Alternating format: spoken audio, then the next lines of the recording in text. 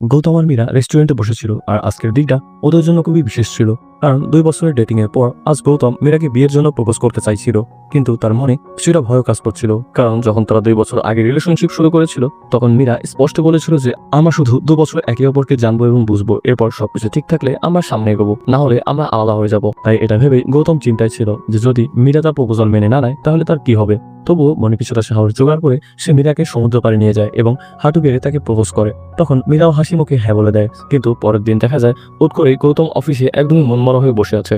তখন তার বন্ধু বিজয় এসে তাকে জিজ্ঞেস করে, যখন মীরা তোর প্রপোজাল মেনে নিয়েছে তাহলে তুই এখনো কেন চিন্তিত? তখন গৌতম বলে, গত 2 বছর ধরে আমার মা আমার বিয়ের জন্য আমাকে তাগাদা দিচ্ছে, মন্দিরে পুজো করিয়েছে, জ্যোতিষীকে কুণ্ডলী দেখিয়েছে, কিন্তু আমি প্রতিবারই সব রিজেক্ট করেছি, কারণ আমি তো মীরাকে ভালোবাসতাম। তাই এখন আমি ভাবছি আমার মাকে কিভাবে ম্যানেজ করা যায়। তখন তার বন্ধু বিজয় তাকে বলে, সত্যের উপরে কোনো কিছুই নেই, তুই সময় সুযোগ বুঝে আন্টিকে সব সত্যটা বলে ফেল, এটাই সব থেকে বেটার হবে। পরবর্তী পার্ট দেখতে ভিডিওটিতে একটি লাইক দিয়ে চ্যানেলটি সাবস্ক্রাইব করে আমাদের সাথেই থাকুন।